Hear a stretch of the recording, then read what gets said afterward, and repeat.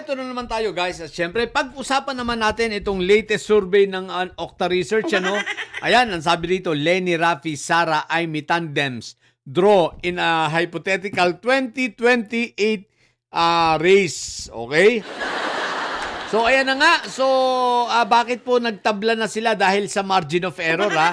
Pero, ang survey kasi ng Okta Research, kung ang magkatandem ay si Mayor Lenny at si Senator Rafi, at sa kabila naman ay si Inday Sayad, dalawang may sayad, isang Matino versus may sayad, si Inday Sayad, tsaka si Mangga Barena, ang nakakalamang, si itong tandem nila Mayor Lenny dahil 45%, ito ay 42%. Since may margin of error na 3%, so tie sila.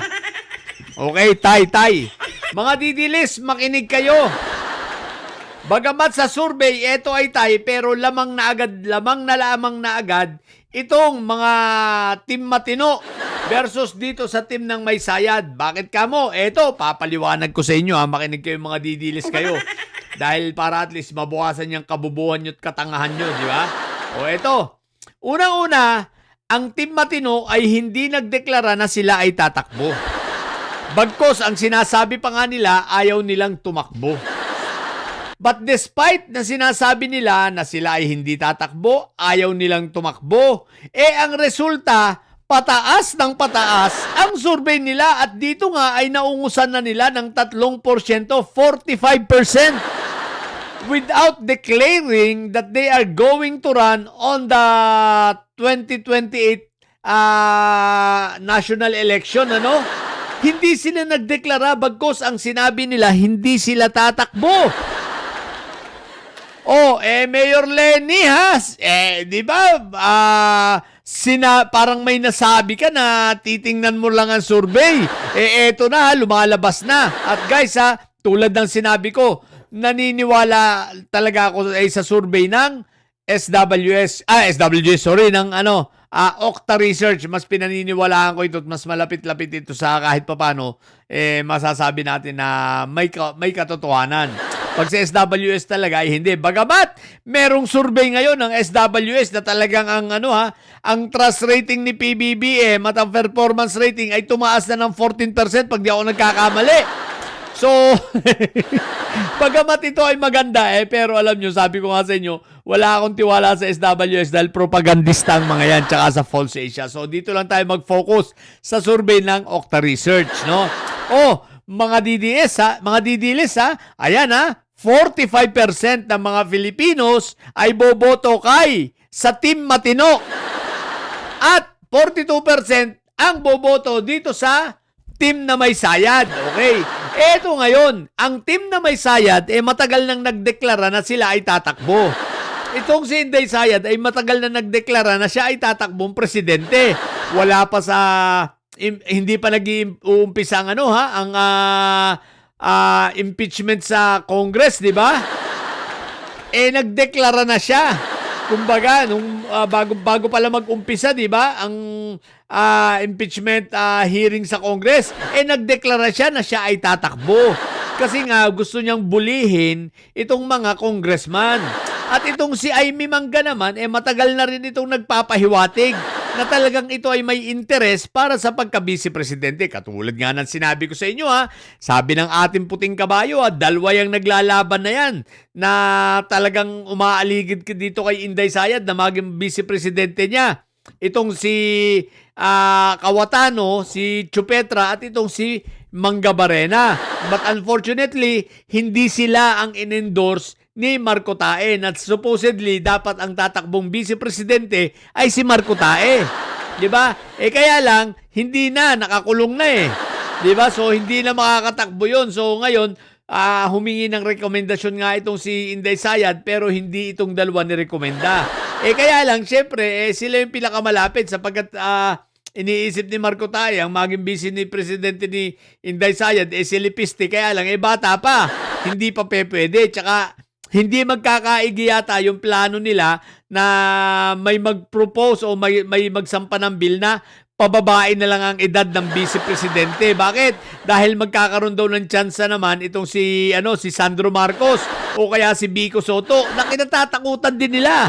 So hindi na nila maintindihan. So si Inday Sayad ay nawawala ng opsyon, kundi talagang pagpilian ay si Mangga Barena at itong si Chupetra. Hindi nila pwedeng piliin si Robin Padilla dahil si Robin Padilla ay nag-commit na kay Buanggo. Kapag si Buanggo ay nanatili pa rito at hindi napunta sa ICC, malamang-lamang itutuloy niya ang kanyang pangarap na maging presidente. No? Yun ay ayon sa ating puting kabayo at ang magiging busy niya ay walang iba kundi si Robin, si Kambing Nana. So kaya eto, malamang alam din ito ng Okta Research kaya sila ang pinagtambal, no? Kaya lang, bagamat ito ay matagal nang nagpapahiwatig Mangga Barena at itong si Inday Sayad naman matagal nang nagdeklara na siya ay tatakbo. Aba, spaghetti bababa ang kanilang survey ang kanilang ratings. Isipin mo, ang tagal mo na nagdeklara imbis na pataas pababa. Alalahanan natin, ang trust rating at ang mga ratings nito na performance rating ni Inday Sayad, kahit wala namang ginagawa, ay nagsimula, pag hindi ako nagkakamali, ay nasa 70+%. Napakataas niyan. Nang magsimula siya maging vice presidente, ngayon, 42 na lang. Diba?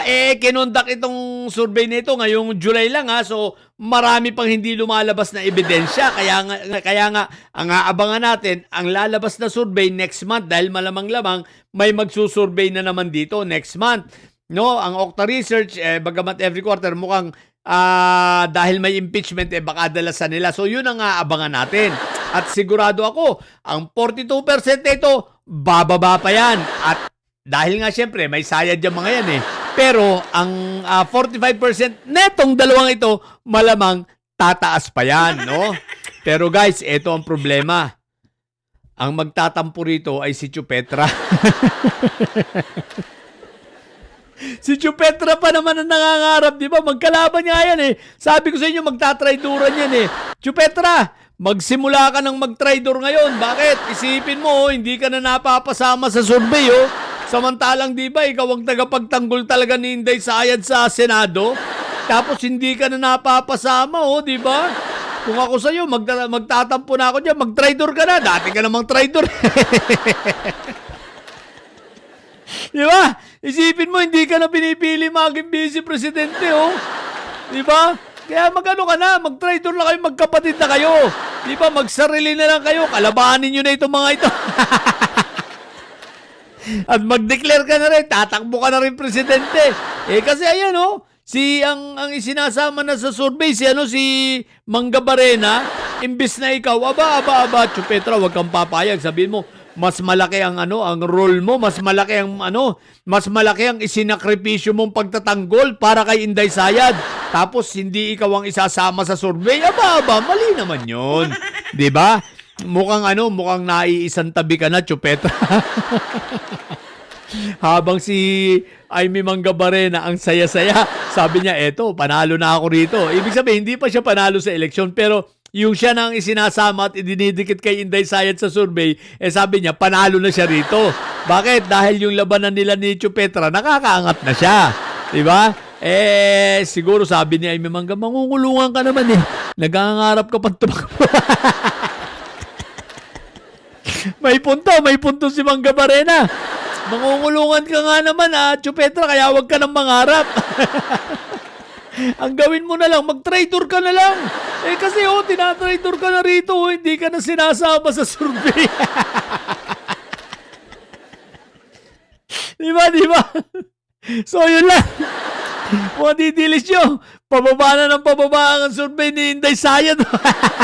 Nag-declare na tatakbo presidente, imbis pataas, pabulusok, pababa. Sabi ko sa inyo, wala kayong bilang Sa mga bubunti-tili siya at may sayad nyo, ang tatay nyo ay preso, ang BP nyo ay bobo. Natili kayo mga bobo at may sayad sapagkat ang may sayad ay laging high blood. Chupetra ano ka na mag-backslide ka na. Bye!